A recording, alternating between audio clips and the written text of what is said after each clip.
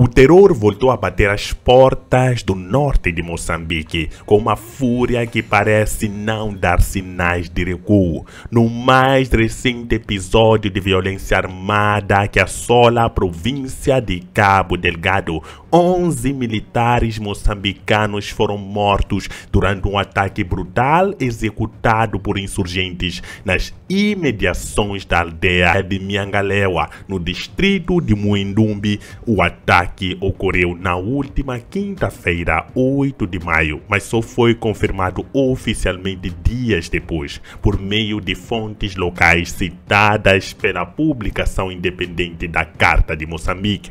Segundo as informações disponíveis, o grupo armado responsável pelo ataque teria ligações diretas com o Estado Islâmico, movimento terrorista internacional que há anos tenta estabelecer uma célula ativa na região. A ofensiva foi descrita como feroz, tiros intensos ecoaram pelas matas e planícies da região num confronto que se estendeu por horas e levou os residentes das aldeias próximas a fugirem em pânico. Os disparos podiam ser ouvidos a longas distâncias e muitos habitantes, já marcados por anos de sofrimento, não pensaram duas vezes antes de abandonar seus lares e partir rumo à aldeia de Chai, localizada no distrito vizinho de Macomia.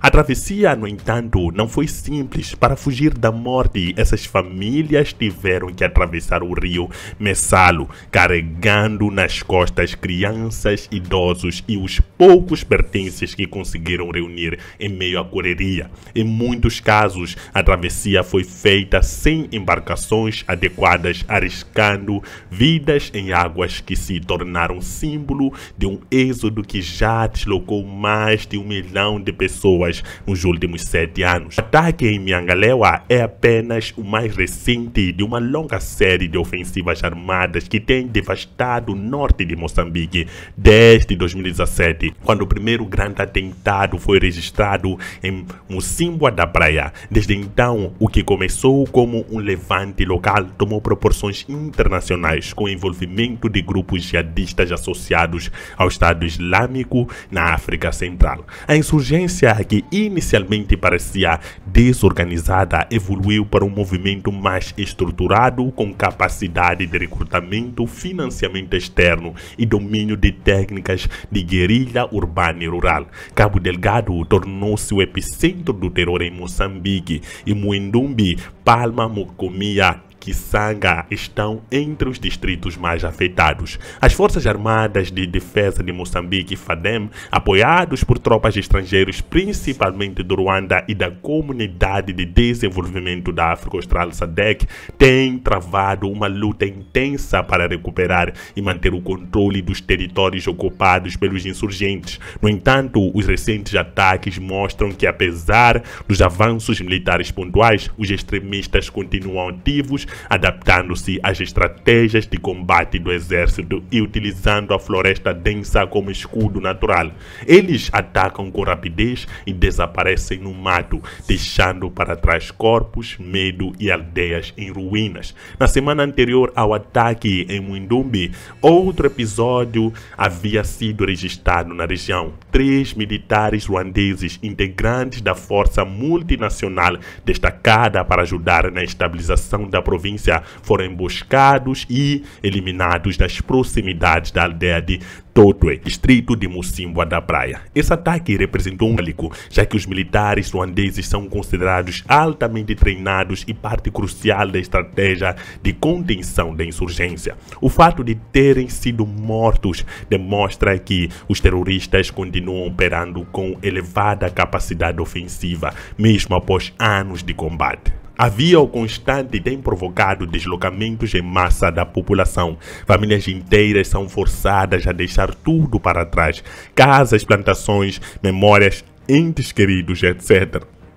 A aldeia de Chai, que recebeu os deslocados de Miangalewa, já havia sido um ponto de acolhimento em outras ocasiões e a cada novo ciclo de Vio aumenta a pressão sobre recursos escassos. Muitos dos que ali chegam não têm onde dormir, o que comer ou como se proteger de doenças. A ajuda humanitária, embora presente em alguns pontos, não consegue responder à altura da crise que se agrava diariamente. As cicatrizes psicológicas dessa guerra são profundas. Crescem em meio a som de tiros. Mulheres vivem com medo constante de sequestros e sexo.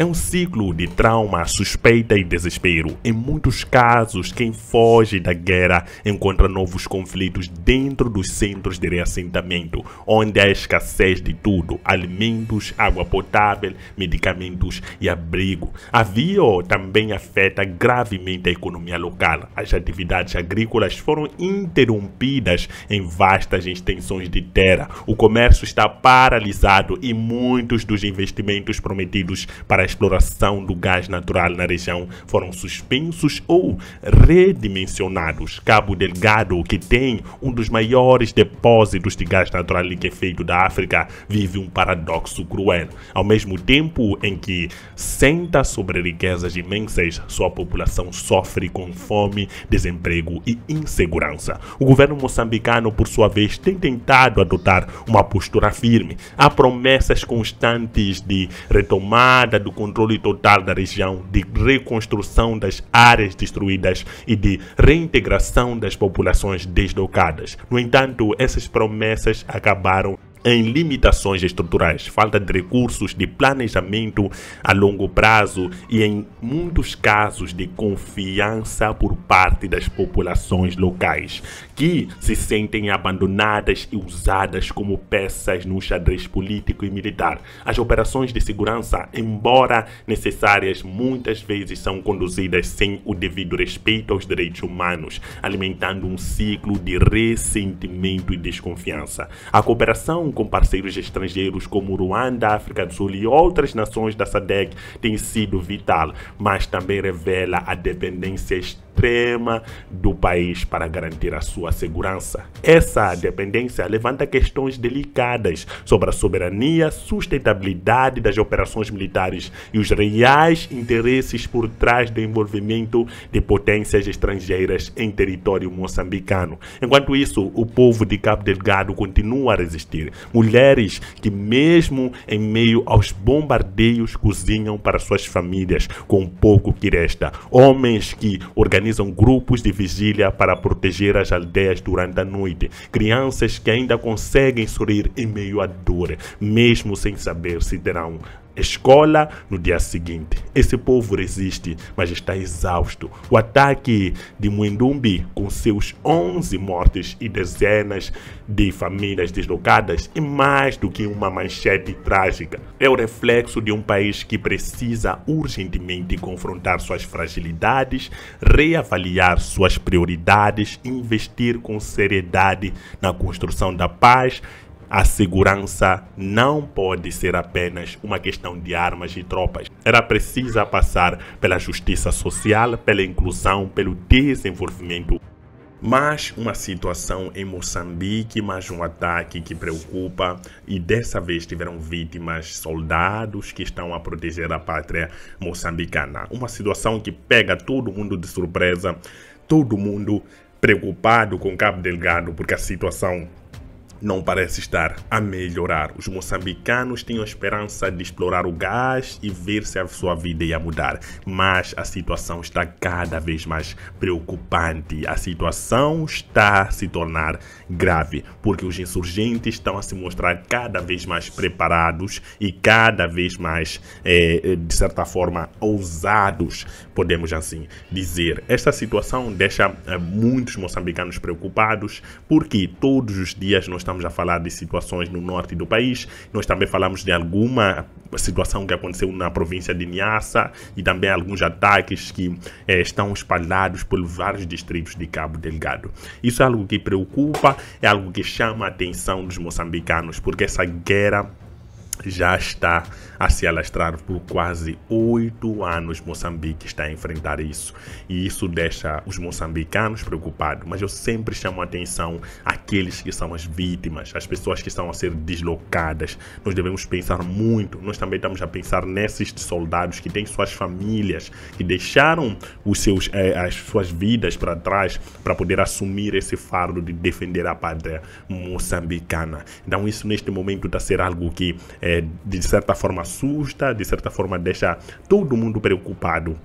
Mas Moçambique está atravessado por um problema que sempre acontece em países que descobrem recursos naturais. A República Democrática do Congo é uma prova disso.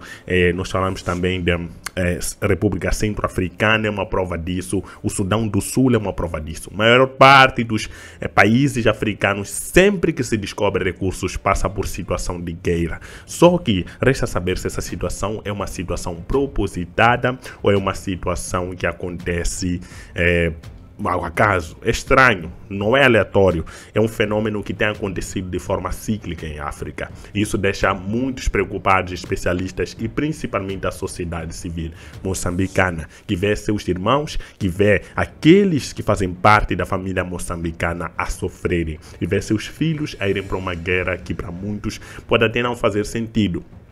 E não faz sentido mesmo, porque nós sabemos que os recursos naturais pertencem aos moçambicanos. Estão no território moçambicano, então é uma propriedade dos moçambicanos. Então cabe aos próprios moçambicanos decidir, ao governo, aos representantes do povo decidir o que vai acontecer com estes recursos. Não pessoas que querem arrancar isto à força e tentar tomar um lugar que não os pertence. Isso de certa forma nos deixa muito preocupados. Mas vamos ficar juntos, continuar aqui ligado ao canal para poder pescar e perceber cada um dos avanços que vai acontecer ao longo desses dias aqui em Moçambique. Não esqueça que o lema do canal é Olhar África, é uma perspectiva africana. Tchau.